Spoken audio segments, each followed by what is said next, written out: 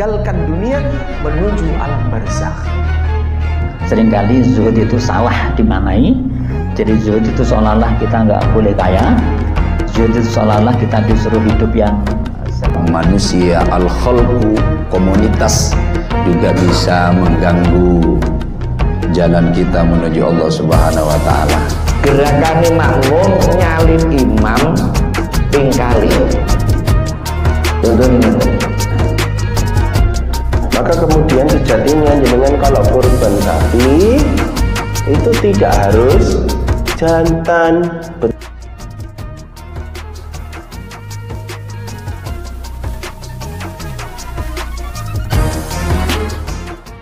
Menebarkan salam, aksus salam. Yang kedua wasilul arham. Yang ketiga wa'at'imut ta'am. Kemudian yang keempat wasallu bil laili, yaitu salat malam, wan nasu, dan ketika manusia niyam pada tidur. Bapak Ibu Allah, 4 hal ini itu ternyata Rasulullah sabdakan tadkhulul jannah bisalam.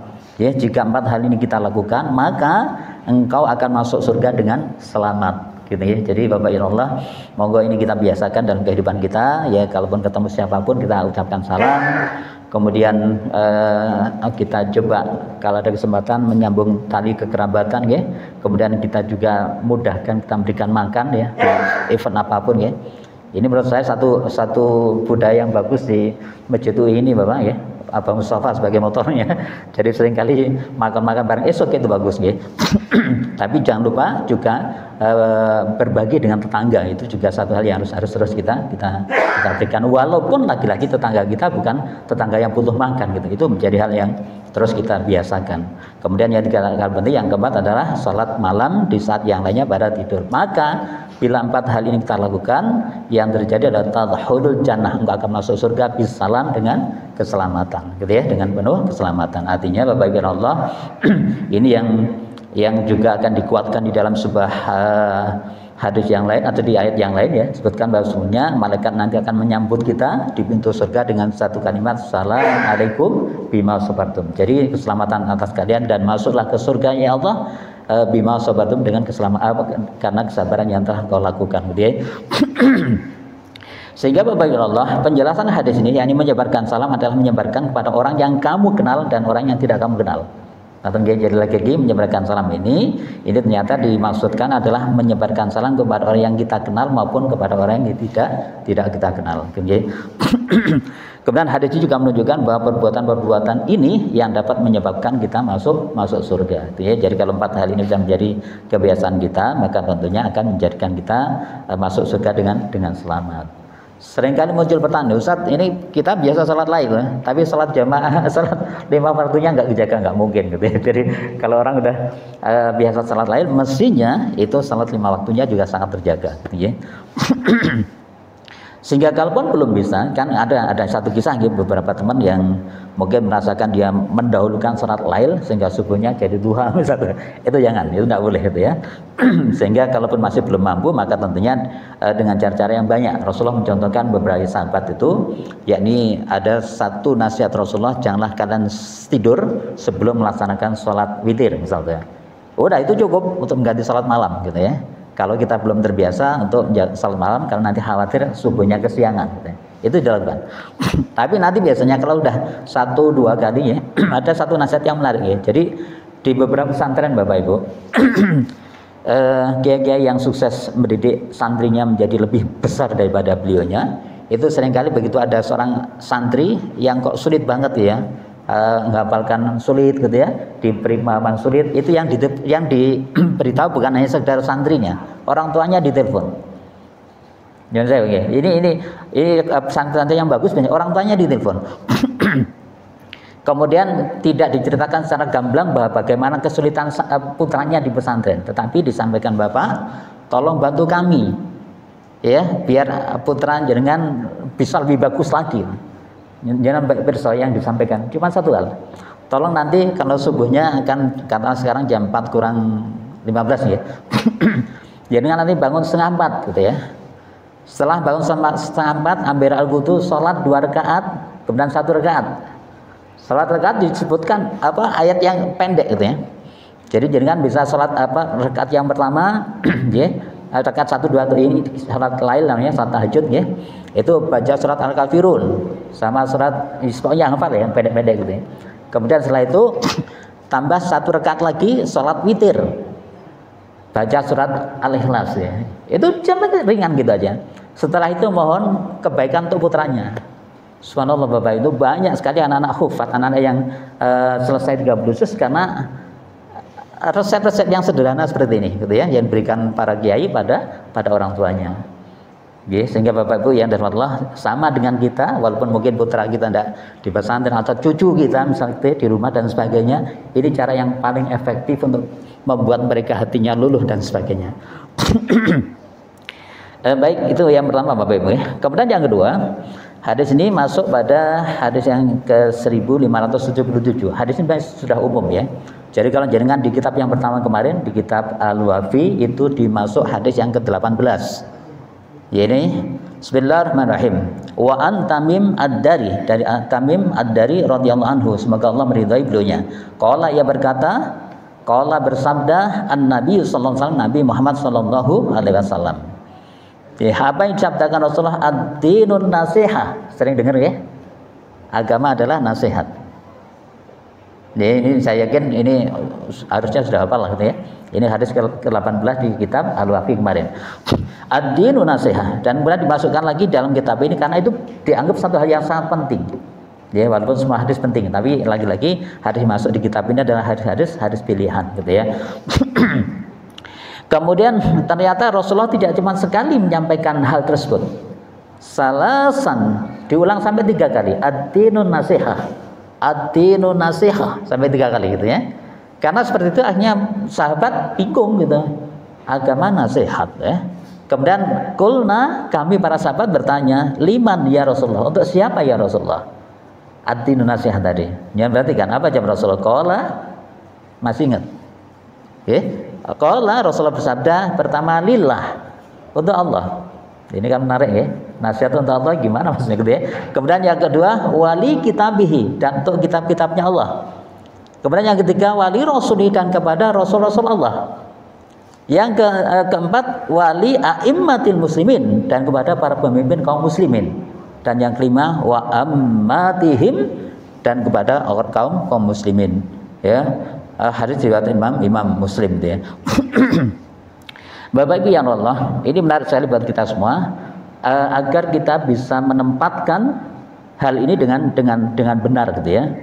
Ya, ini sebagaimana saat kita bicara a'immatul muslimin ya, kepada para pemimpin, ini lagi ada barusan pelantikan presiden, nanti ada pilkada serentak dan sebagainya. Ini penting buat kita ya. Termasuk juga nanti dengan wa ammatihim, yakni kepada para kaum muslimin gitu ya. Lagi-lagi di sini gitu. Baik Bapak Ibu yang dirahmati Allah, baik Bapak Ibu yang Allah, penjelasan hadis ini coba kita perhatikan ya. Jadi hadis ini disebutkan bahwa hadis ini adalah hadis yang sangat mulia. Ya, hadis ini sangat mulia. Ya, jadi ini kalau di Masjid Baitul Salam sudah beberapa 2 bulan yang lalu hadis ini sebenarnya sempat disinggung ya. Ya, ini hadis ini mulia ya, hadis adalah mulia. Kenapa disebutkan bahwa di sini ini adalah termasuk di antara hadis-hadis yang menjadi poros agama Islam.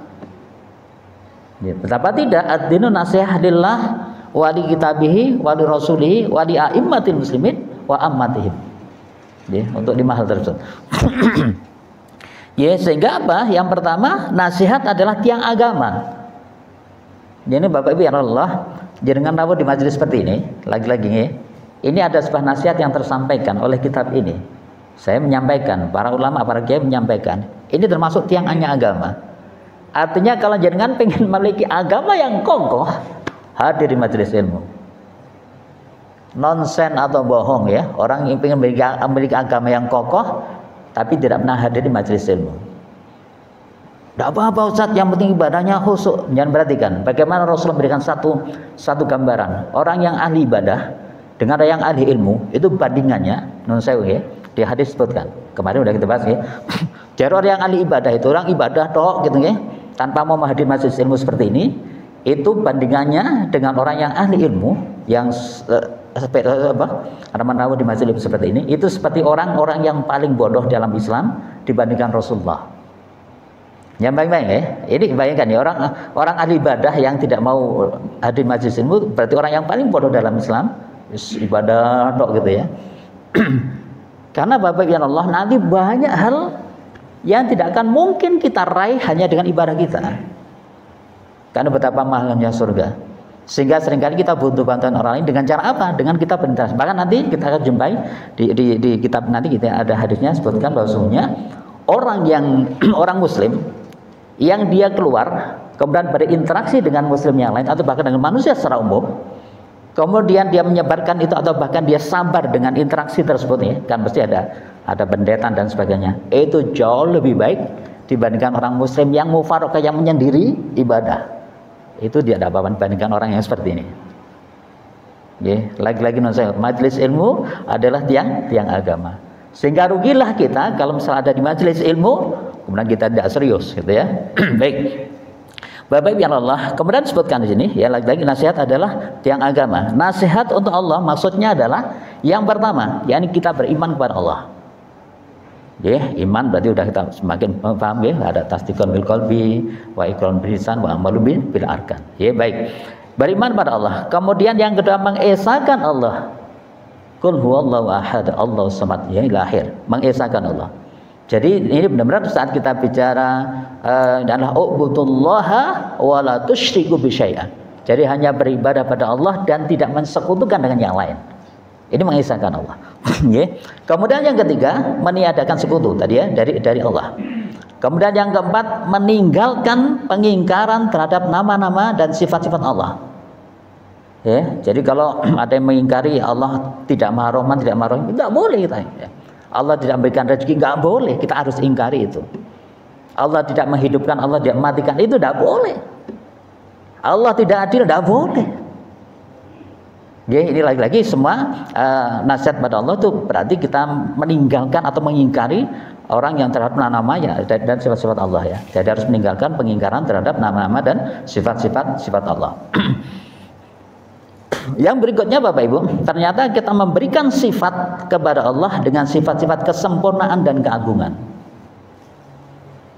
Ya, nas'aluka ya man huwallahul ladzi la ilaha illa huwar rahmanur rahim al-malikul qudusus salamud dan seterusnya Bapak Ibu. Jadi ini soal Allah, lagi-lagi kita memberikan satu nama-nama keagungan dan kemuliaan untuk Allah.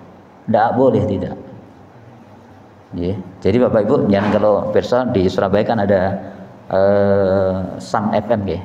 Mungkin ada yang pernah mendengar Sam FM. Jadi suara Muslim Surabaya.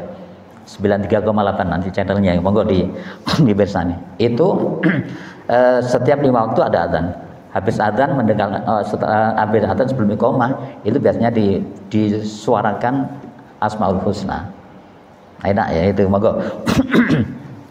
Baik Bapak Ibu yang Allah, maka berikutnya lagi ternyata kita juga diminta untuk mensucikan Allah dari segala macam kekurangan. Ya, jadi kalau kita sifat-sifat Allah kan ya, Allah wujud, kita baqa, mukhalafatun hadisi ya, qiyamuhu binafsi dan seterusnya ya. Ini sampai dengan 20 sifat maka. Baik, kemudian yang berikutnya lagi di sini adalah melakukan ketaatan kepada Allah, taat pada Allah. Ya, jadi saat Allah perintahkan aqimis shalah, tegakkan salat, ya kita harus menegakkan salat. Ya, jadi kita harus pahami ini perintahnya adalah wayuqimus shalah atau aqimus shalah, tegakkan salat. Bukan sekedar af'alus shalah, bukan sekedar melaksanakan salat. Ya, lagi-lagi Bapak Ibu ini perlu kita cermati, kita pahami secara benar. Perintah Allah terhadap salat ini bukan melaksanakan salat, tapi menegakkan salat. Maka syarat menegakkan salat kemarin sudah kita bahas ya, menurut Ibnu Katsir satu, yakni shollu kama ra'aitumuni usolli, yakni apa ini? Salatnya seperti yang aku salat gitu ya. Artinya tumakninah gitu ya. Maksudnya yang maksudnya adalah tumakninah. Jadi salatnya takbiratul ihramnya, rukuknya, sujud dan sebagainya sesuai dengan apa yang dicontohkan Rasulullah.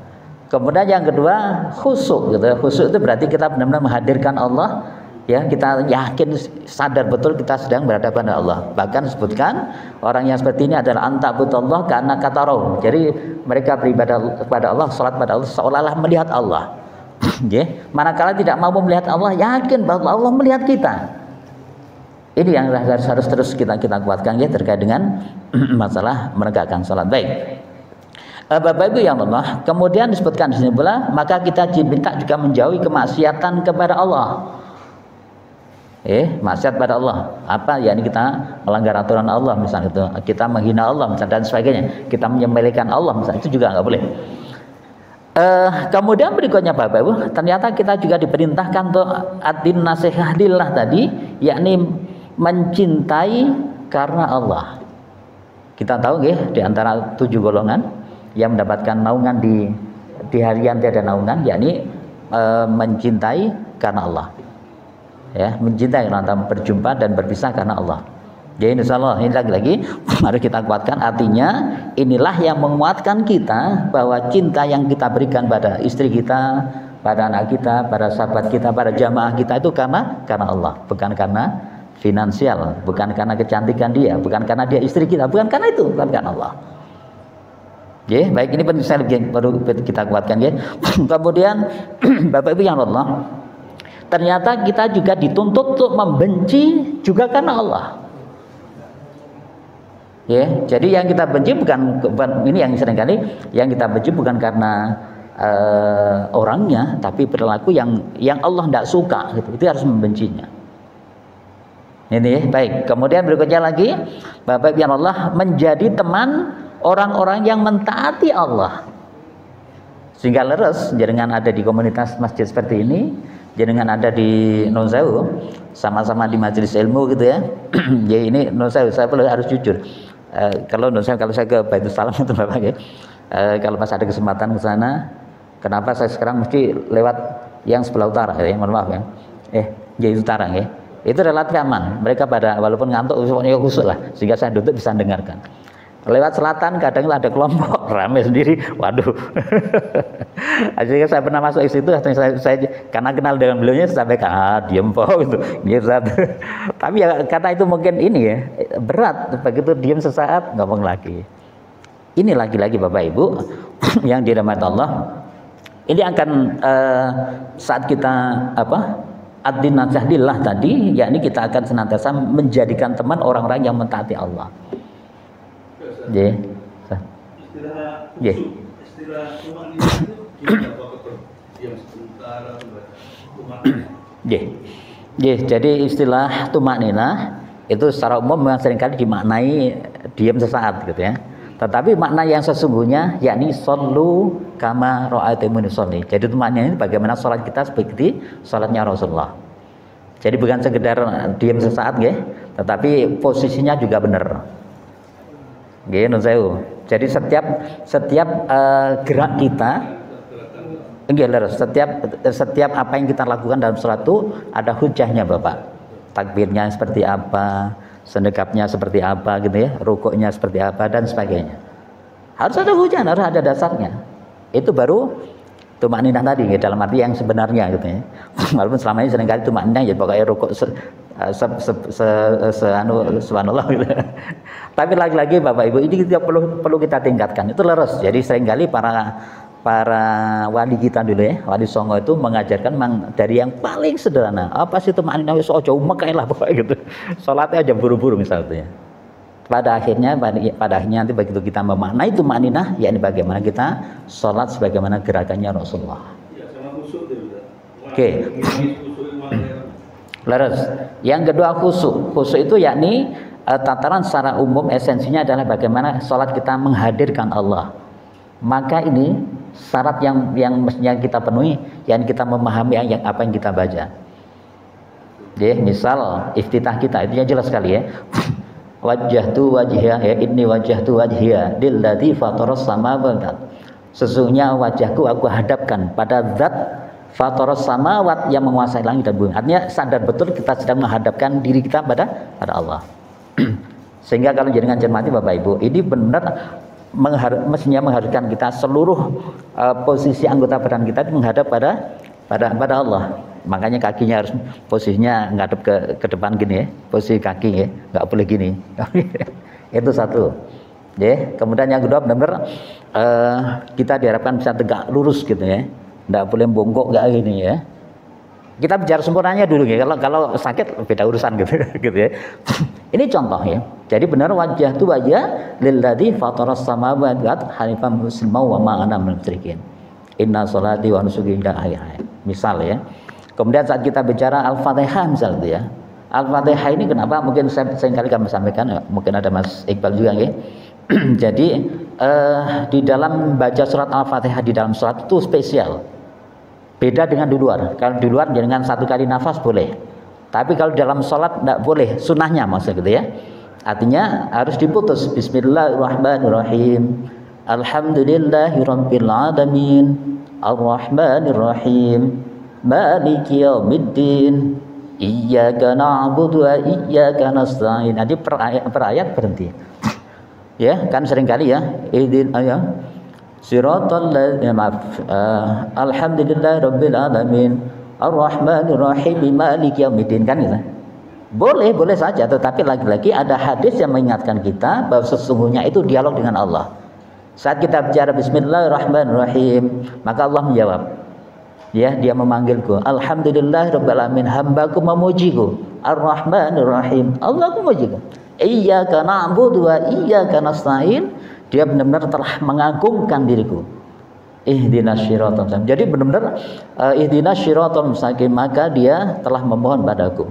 Ditunggu siratal ladzina an'amta 'alaihim. Jadi lagi di dalam sholat itu disunahkan untuk membaca Fatihah tidak disambung. Kayak ada ulama yang satu siratal ladzina an'amta 'alaihim.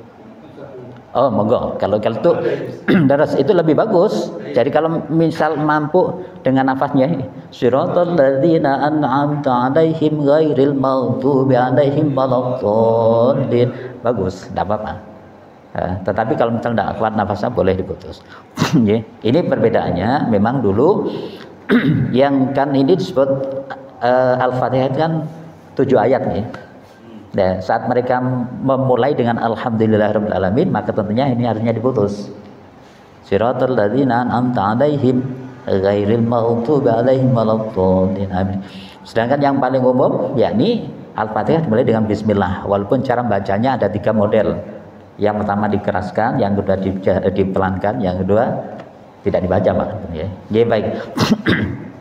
Ya. Jadi Bapak Ibu, sehingga tadi namanya khusyuk itu kita sadar betul sedang berada pada Allah, kata ya. Maka untuk bisa mencapai ke sana syaratnya kita memahami apa yang kita baca. Minimal yang rukun lah, kata ya. Minimal yang rukun, kata ya. Sehingga Bapak Ibu yang Allah, ini penting buat kita untuk terus meningkatkan kualitas kita, lagi-lagi dengan ilmu. Gitu ya. Baik. Bapak Ibu yang Allah, kemudian diteruskan lagi, yakni lillah tadi kita juga akan memusuhi orang-orang yang durhaka kepada Allah. Kemudian lain-lain yang harus dilakukan untuk Allah lagi gitu ya. Jadi kemarin juga sempat kita bahas saat kita cinta pada Allah itu minimal ada 4 hal ya. Yakni kita akan mencintai apa-apa yang dicintai Allah, kita akan mencintai siapa yang dicintai Allah.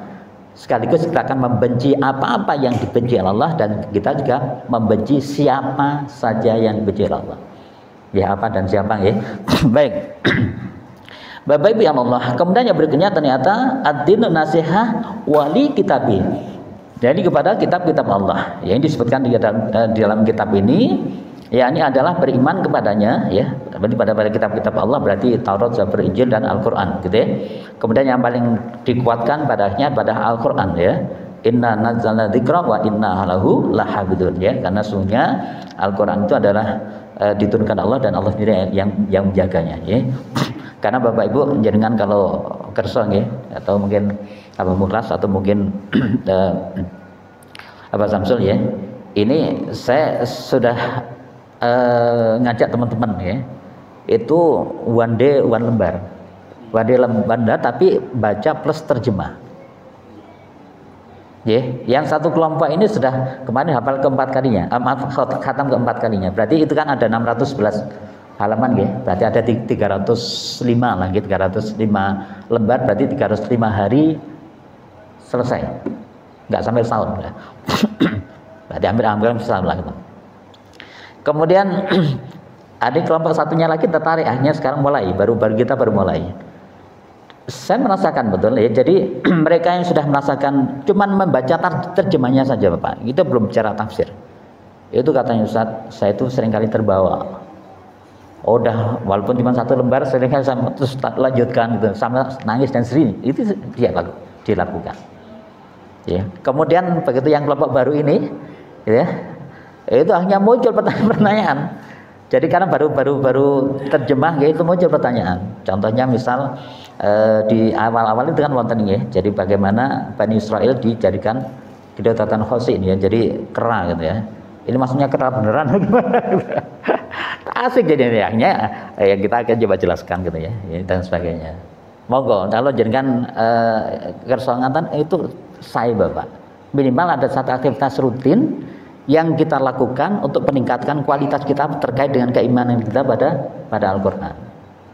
Dan tidak lama Bapak, udah 1-2 menit cuman 2 menit ya. Saya seringkali ya, sambil nunggu apa baca gitu, sambil jaga nih kalau ada yang nanya gitu. Gitu. Nggih. Baca nggih. Lembar gitu nggih. Nggih baca biasanya Wandi juz. Ya, monggo. Laras, dilanjutkan Bapak. Sama aja. Oh enggak mau dilanjutkan. Jadi teman-teman yang saya ada di online ya, teman-teman ITS khususnya ya. Itu awalnya gimana? Jadi kalau Wandewan lembar Wancus nggak berani ya. Seminggu aja satu boleh gitu ya. Jadi 1 week 1 juz gitu ya. Jadi 1 minggu 1 juz. Oke, laras enggak apa-apa. Dilanjutkan Bapak, saran saya. Ya, Bang Muklas kalau bisa ini tidak perlu dipaksa, siapa yang kerso. Saya juga ngatakan kalau yang tadi yang 1 week 1 juz yang baca itu banyak yang ikut ya. Tapi begitu ini ya silahkan ikut. Semula cuma 3 orang, 5 orang. Mereka yang pengen mungkin tadinya nggak mau daftar baca, tapi begitu merasakan satu kenikmatan dan pengen bertanya kan, kalau dia nggak ikut terus bertanya kan mungkin merasa janggal gitu lah, sehingga masuk. Subhanallah banyak Pak. Walaupun nanti tetap pada faktanya ada yang istiqomah, ada yang tidak gitu ya. Dan ini nggak boleh berhenti, tiap hari terus gitu jalan. Sehingga yang jadi referensi adalah mereka yang istiqomah, bukan yang gandol biarin. Berarti dia mungkin hari ini tidak selesai lembar ini, besok baru lompat dan sebagainya.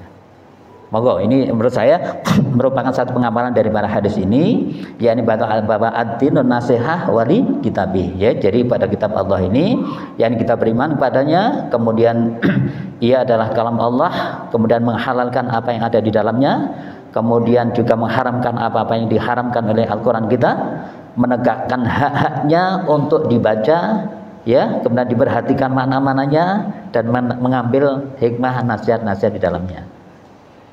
Ya jelas ya. Jadi kalau menurut saya kalau jenengan sudah tiap hari baca Al-Qur'an, tingkatkan Bapak menurut saya.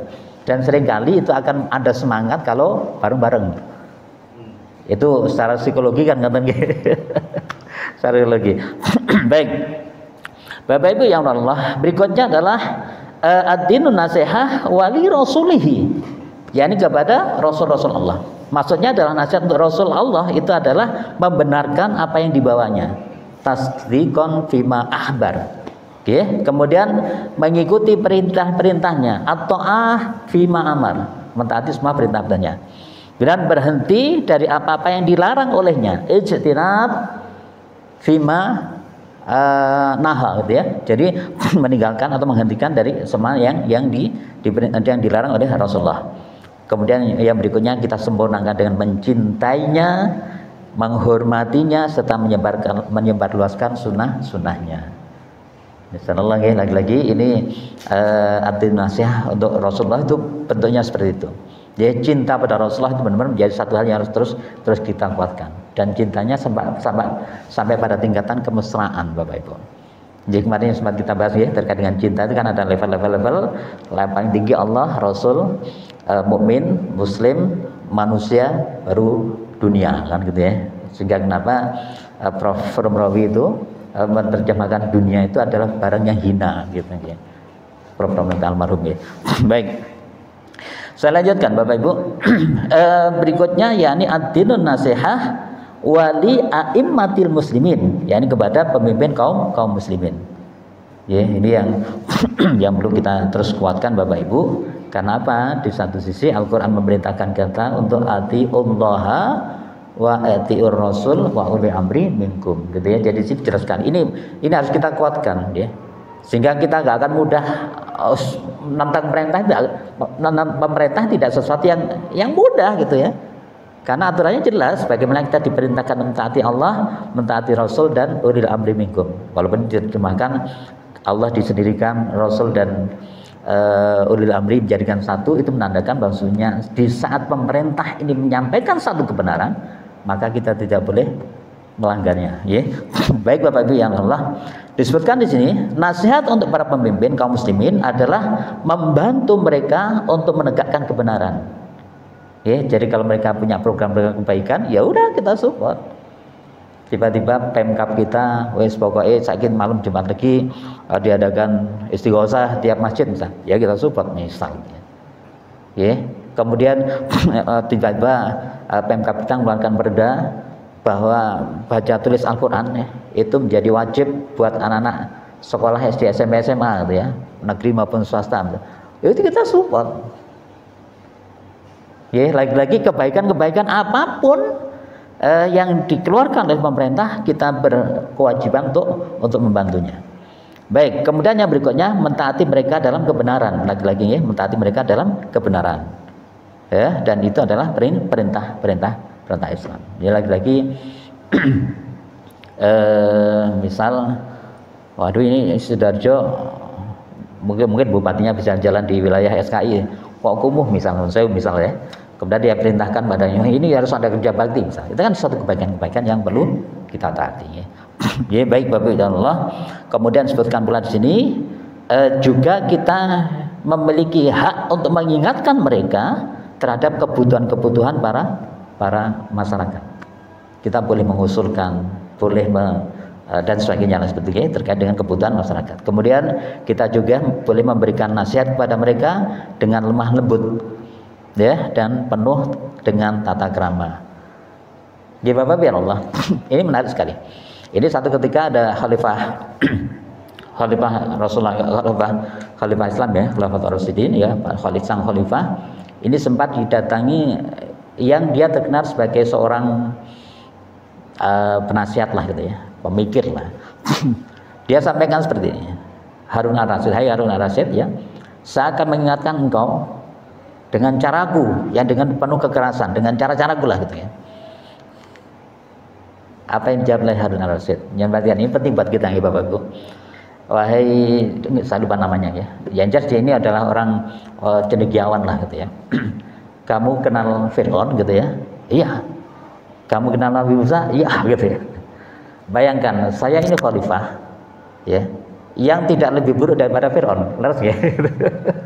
Ini luar biasa logikanya begini. Jadi Khalifah Harun al-Rasyid mengatakan, wahai, saya lupa namanya, wahai Aba Allah, wahai fulan, kamu tahu saya tidak lebih buruk daripada Fir'aun, karena Fir'aun adalah makhluk yang terburuk, dan kamu tidak lebih baik daripada Nabi Musa.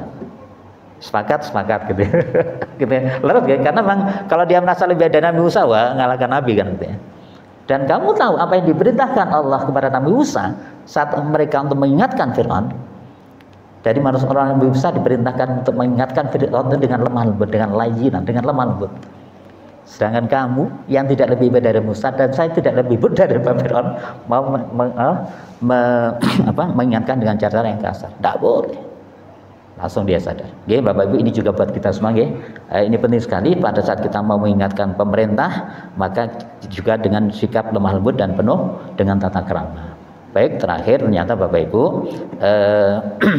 ad-dinun nasihah wali a'immatil muslimin ini, yakni kita menganjurkan kepada mereka untuk bersikap adil. Baik, ini hal yang baik. Tentunya juga Ini jelas lengkap ya, kalau baik kita dukung, kalau jelek kita ingatkan dan seterusnya. Baik.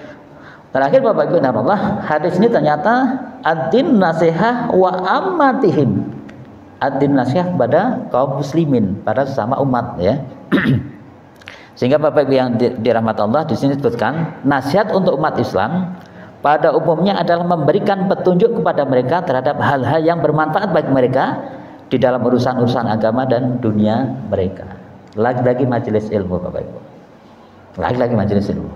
Lagi-lagi fungsi masjid di sini, yang saya kalau kita perhatikan di dalam doa ini ya, doa-doa selamatnya, Allahumma inna nas'aluka salamatan fid din gitu ya, wa afiatan fil jasad, wa ziyadatan fil ilmi, ada majelis ilmu. Wa barakatan fil rizqi, ada bagaimana berkah dalam rezeki ya. Ada ilmu, itu semua terkait dengan ilmu. Lagi-lagi itu semua terkait dengan ilmu. Ya, nusai Bapak Ibu Allah, ini penting sekali kita buatkan satu majelis ilmu. Dan nusai Bapak Ibu saat kita sebuah majelis ilmu ini kita harus mengacu pada bagaimana Rasulullah seringkali duduk dengan para sahabat. Ijlis sa'ah itu mesti terstruktur.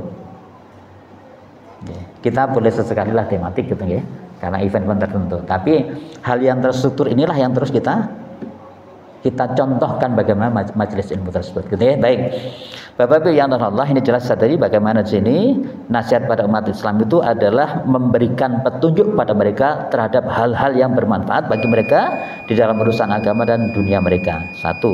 Yang kedua, mencegah gangguan terhadap mereka. Yang ketiga, mengajari mereka dan menyuruh mereka untuk berbuat kebaikan serta melarang mereka untuk berbuat kemungkaran. Jadi Bapak Ibu Allah, jelas sekali hadis ini cukup panjang ya. Subhanallah, tadi kita selesaikan bahwa ad-dinun nasihah itu jangan hafal itu saja, ad-dinun nasihah selesai. Ya, itu sudah lebih daripada 1000 rakaat lagi gitu ya. Baik. Bapak Ibu yang dirahmati Allah, hadis terakhir sebelum kita akhiri, yang saya ingin menambahkan satu hadis.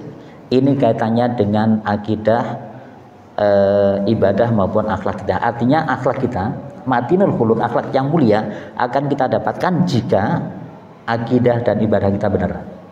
Bismillahirrahmanirrahim. Wan Abi Hurairah dan Abi Hurairah radhiyallahu qala, beliau berkata, qala bersabda Rasulullah sallallahu alaihi wasallam, aksaru, dan mainkan ya, aksaru, yani sebagian besar ya, kalau kata kebanyakan, ma yudkhilul jannah, yang masuk surga nanti, taqwallah wa husnul khuluq. Jadi Bapak Ibu yang Allah, ini disebutkan bahwa amal ya yang paling banyak menentukan masuk surga adalah takwa kepada Allah dan akhlak yang baik. Sehingga saat kita bicara takwa kepada Allah, maka ini muncul terkait dengan akidah dan ibadah kita. Artinya akidah kita salimul akidah, kemudian ibadah kita sahihul ibadah, maka muncullah madinul khuluq, akhlak yang mulia. Semoga Allah berikan kekuatan pada kita semua sehingga kita bisa memiliki 3 sifat tersebut. Allahumma amin. Saya mohon maaf. Ihdinas siratal mustaqim, billahi taufiq wal hidayah. Wassalamualaikum warahmatullahi wabarakatuh.